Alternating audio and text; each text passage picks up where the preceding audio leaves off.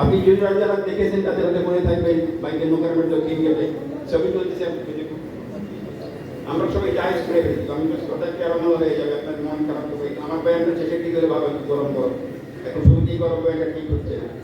আয়াত সিরিজ করতো কামিল ফিয়াতিন কালিলাতিন গালাবাত ফিয়াতান কাসীরাতান বিইذنিল্লাহ। ছবি জায়েজ যদি কেউ প্রমাণ করতে পারে আসেন, আমি কোন বাপের বেটা দিয়ে থাকে না, জায়েজ নয়, কোনো জায়েজ হয় না, হইলে কেমন হবে?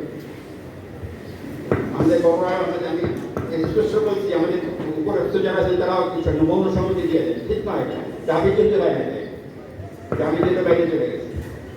যাই হোক, আমাদের তাবলীগী ভাইরা বলে আল্লাহর হুকুম মানে রসুলের তরিকায় চলে, শুধু হুকুম মানলেই চলবে, তরিকাটা সহি হইতে হবে, বরং তরিকা সহি বেশি দেবে। এই জন্য আমরা যা কিছুই করি না কেন তরিকা সহি হওয়া, আপনি যেটা দেখাচ্ছেন সেটাই করি না, ভিড় ভাড় দরকার নেই। কাম আমরা আলেম অনেক অধিকাংশী আলেম, কাম আর কাইফ, পরিমাণ আর মান, কোয়ালিটি কোয়ান্টিটি, কোয়ান্টিটির থেকে কোয়ালিটি বেশি দরকার, কামের থেকে কাইফ বেশি দরকার। এই জন্য সেই দিকে আমরা আগাই। যে কোনো কাজ করি না, কথা মাফ করবেন আমাকে, যেহেতু বলছি যে ভিতরে কি হয়ে গেছে, পরিস্থিতি যেটাই হয়ে গেছে, আমরা কোথাকার লোক কোথায় যাচ্ছি, আমি কার সন্তান, আমি কার সন্তান, সে কি চায় আমার বাপের প্রতিপক্ষে সব দূর করে দিয়ে আমি উন্নতি কাপড়কে আমি কামিয়াব হতে পারি, আবার অসামনে হবে। তামিল রহমাতুল্লাহ যে বলতেন তখনকার আন্দোলন সম্পর্কে, যেহেতু তোমরা যে তরিকা হয়েছে লাভ তো হবে লোকসান ছাড়া কিছুই না, তাই হয়েছে শেষ পর্যন্ত। এই যে আমরা যে তরিকাতে সহি তরিকাতে যে লাভ হবে লোকসানই হবে, আখেরাতের লাভ তো হবেই না, দুনিয়ারও লোকসান হবে। এই জন্য আমরা তরিকা সহি করার চেষ্টা করি, অল্প হোক, পরিমাণ অল্প হোক, কিন্তু সেটা সুন্দর হোক, আল্লাহর কাছে পছন্দনীয় হয় এরকম হোক। যে একটা আপনাদের ব্যাপার বা মাছ চাচ্ছি অনেকে কষ্ট পাবেন, বিশেষ করে আমাদের কর্তৃপক্ষ যারা আছেন তারা তো কষ্ট পাবেন, কিন্তু আমি না বলতে পারছি না, যেহেতু এটা কোনো দায়িত্ব বলবে। গল্প বলতে আমার কাছে খুব ভালো লাগে। এক খলিফার জন্য মদ আসছে, বিদেশি মদ, এবং নদী রহমতুল্লাহ সম্ভবত নাম মনে নাই বুজুর্গ, উনি গেছেন নদীর ঘাটে, দেখেন যে নদীর ঘাটে নৌকা বাঁধা মদ আছে 10 মটকা।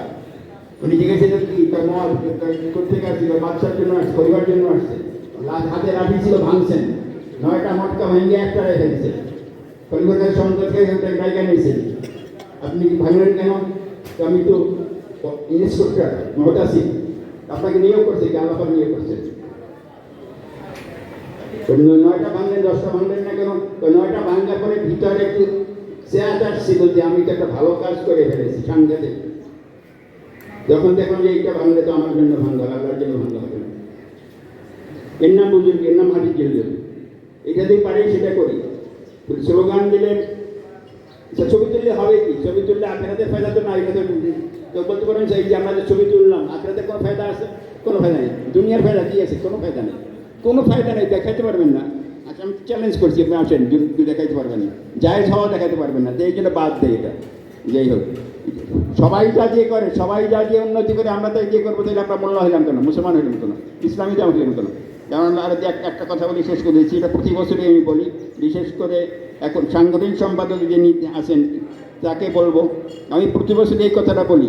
গত বছর আপনার কয়টা জেলায় সংগঠন ছিল, কয়টা থানায় সংগঠন ছিল, কয়টা ইউনিয়নে সংগঠন ছিল, কয়টা গ্রামে সংগঠন ছিল, কয়টা মহল্লায় সংগঠন ছিল? এবছর এখন আজকে প্রতিদিন সময় কয়টা বেড়েছে বা কমেছে? আপনার সদস্য সংখ্যা নিম্ন থেকে উপরে, কর্মকর্তা সাধারণ সংখ্যা, লম্বা কথাটা লম্বা, আবার কথাটা বলতেছি যে আপনি গত বছর যেখানে ছিলেন এই 1 বছরের ব্যবধানে কি পিছাইছেন না আগাইছেন?